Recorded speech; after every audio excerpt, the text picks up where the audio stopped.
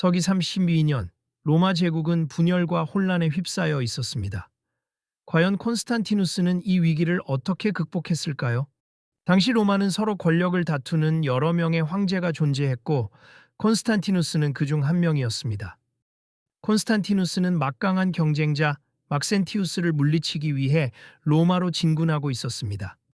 결전을 앞둔 어느 날 밤 콘스탄티누스는 꿈속에서 놀라운 광경을 보게 됩니다. 그것은 바로 십자가였고 이 표식으로 승리하리라라는 문구가 함께 나타났다고 합니다. 콘스탄티누스는 꿈에서 본 십자가 문양을 군대의 방패에 새기도록 명령했습니다.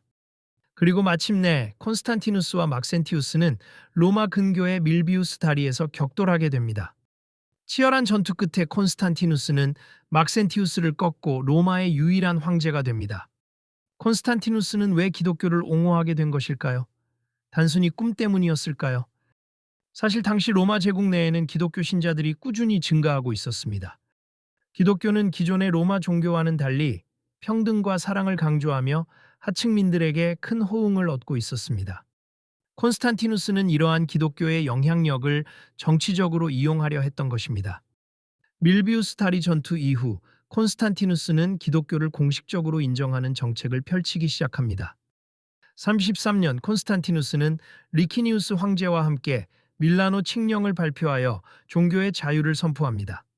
이 칙령으로 인해 기독교는 더 이상 박해받지 않고 자유롭게 신앙생활을 할 수 있게 되었습니다.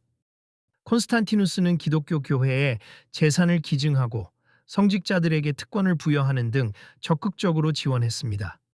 하지만 콘스탄티누스의 기독교 옹호 정책은 모든 사람들에게 환영받은 것은 아니었습니다.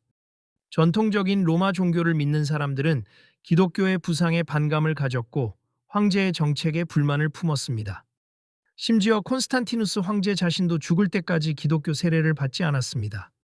그는 정치적인 목적과 개인적인 신앙 사이에서 갈등했던 것으로 보입니다. 콘스탄티누스의 기독교 공인은 로마 제국의 역사에 엄청난 영향을 미쳤습니다. 기독교는 이후 로마 제국의 국교가 되었고 유럽 문명의 근간을 이루는 종교로 자리 잡게 됩니다. 콘스탄티누스의 선택은 과연 신의 계시였을까요? 아니면 정치적 계산이었을까요? 그 진실은 역사의 미스터리로 남아있지만 콘스탄티누스는 분명 로마 제국의 운명을 바꾼 인물이었습니다. 하지만 콘스탄티누스의 기독교 공인 이후 로마 제국은 오히려 더욱 혼란에 빠지게 됩니다.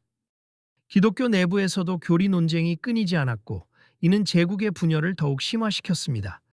콘스탄티누스의 선택은 과연 로마 제국을 구원한 것이었을까요? 아니면 몰락을 가속화시킨 것이었을까요? 콘스탄티누스가 죽은 후 로마 제국은 동서로 분열되고 결국 서로마 제국은 멸망의 길을 걷게 됩니다. 서로마 멸망 이후 과연 기독교는 유럽에서 어떤 역할을 하게 될까요? 콘스탄티누스의 유산은 과연 긍정적인 것만 남았을까요? 기독교는 중세 유럽 사회를 지배하며 빛과 그림자를 동시에 들이우게 됩니다. 십자군 전쟁과 종교 재판 등 기독교의 이름으로 자행된 폭력과 억압은 끊이지 않았습니다. 과연 콘스탄티누스는 이러한 결과를 예상했을까요?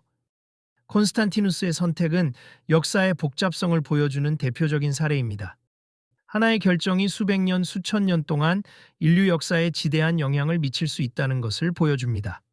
콘스탄티누스는 기독교를 공인했지만 그의 진정한 의도는 여전히 풀리지 않는 숙제로 남아 있습니다. 어쩌면 그 답은 우리 각자가 역사를 바라보는 시각에 달려 있는지도 모릅니다. 다음 시간에는 콘스탄티누스 이후 기독교가 어떻게 로마 제국을 넘어 유럽 전체를 지배하게 되었는지 알아보겠습니다. 과연 기독교는 유럽 문명을 어떻게 변화시켰을까요? 그리고 그 과정에서 어떤 어두운 그림자가 드리워졌을까요? 기대해 주세요.